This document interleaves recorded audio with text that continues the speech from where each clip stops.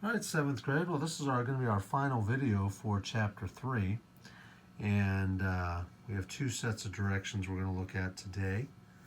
The first one says to factor out the coefficient of the variable term. Well, you should already know that the variable is the letter or symbol. Pretty much you're always going to have a variable as a letter.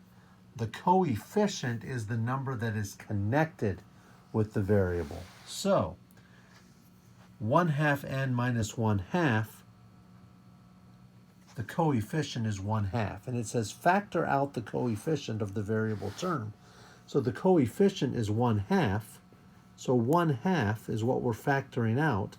And that's what's going to have to go outside the parentheses. Well, I should know that 1/2 divided by 1/2 is going to be 1.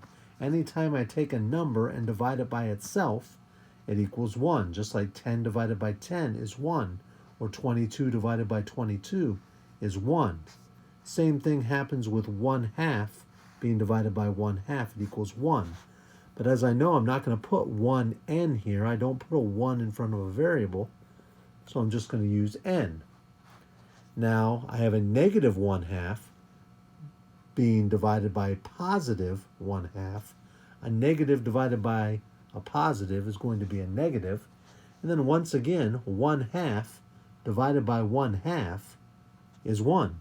So it's going to be n minus 1.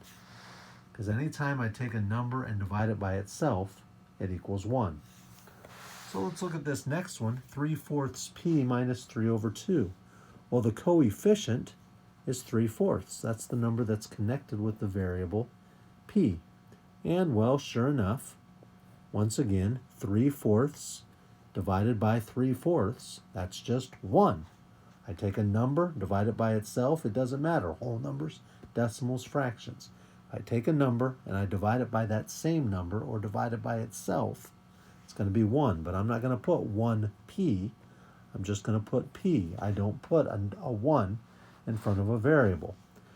But now I've got something here a little bit different. I've got minus 3 over 2, a negative 3 over 2, being divided now by 3/4.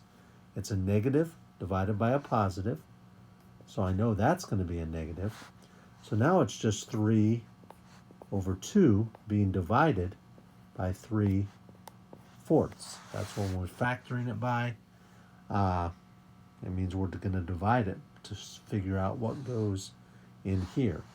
Well, I know when I divide, the first fraction stays the same. The division becomes a multiplication. I make the reciprocal or the inverse fraction of the second one. So my 3 over 4 becomes 4 over 3.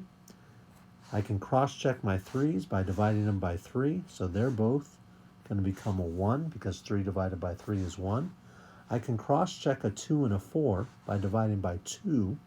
2 divided by 2 is 1. 4 divided by 2 is 2. I do 1 times 2, and that's 2. I do 1 times 1, and that's 1. I end up with 2 over 1, which I know is just 2. But we already have our negative sign there because it's a negative divided by a positive. I'm going to get minus 2, and that's going to be my final answer, factoring out by 3/4. All right? So here we go. 5 plus 2 and 5/10, q, or 2.5. That's the coefficient because that's connected with what's connected with the variable, 2.5. I put the quotes. Well, when I do 5 divided by 2.5, all right, so I'm going to think about that. 5 being divided by 2.5. It's just decimal division. I'm going to take that decimal in my divisor, move it all the way to the right. I'm going to get 25. So I take the decimal here, but you might say, well, there is no decimal there. But there is, because it's like a decimal, and it's 0.0. I move this decimal one place to the right. I have to move that decimal one place to the right. I get 50. 25 going into 50. Well, I know that 25 times 2 is 50. 2 times 25 is 50. 50 minus 50 is 0. I end up with 2 when I do 5 divided by 2.5. Well, now I'm going to do 2.5 divided by 2.5. Well, as I've been talking about in the other examples, anytime I take the same number and divide it by itself, it equals 1. But this is a positive, this is a positive, so I know in my parentheses it needs to be a positive. But I'm not going to put a 1 in front of a q. I'm just going to go ahead and put my q in there. Because 2.5 divided by 2.5 is 1. I'm not going to put 1q though, I'm just going to put a q.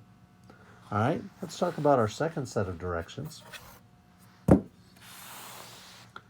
Factor out the indicated number. So here it's telling us what we're supposed to factor out.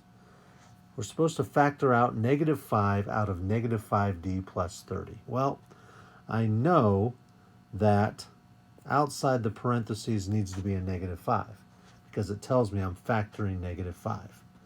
So I can go ahead and insert my parentheses here. Well, first of all, it's negative. I'm factoring out negative 5 first from negative 5d. So it's negative 5 divided by negative 5, which I know is going to be a positive 1 because a negative divided by a negative is a positive. But I'm not going to put a 1 in front of a d. We've talked about this several times now. I don't put 1d. I'm just going to put d. But then I have to factor the negative 5 with the positive 30. So essentially I'm taking positive 30 and I'm dividing it by negative 5.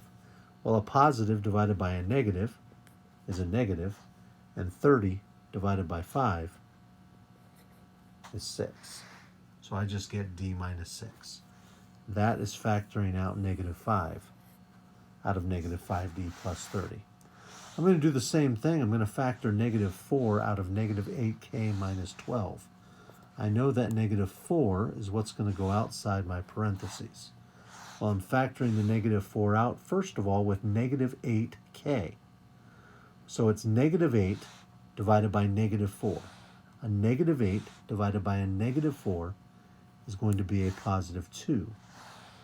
Because a negative divided by a negative is a positive. My k needs to be part of my answer, so it's going to be 2k. When I factor the negative 4 with the negative 12, I do negative 12 divided by negative 4. That's a positive 3, because a negative divided by a negative is a positive. That is factoring a negative 4 out of a negative 8k plus 12. All right, we'll talk to you later, 7th graders. Bye.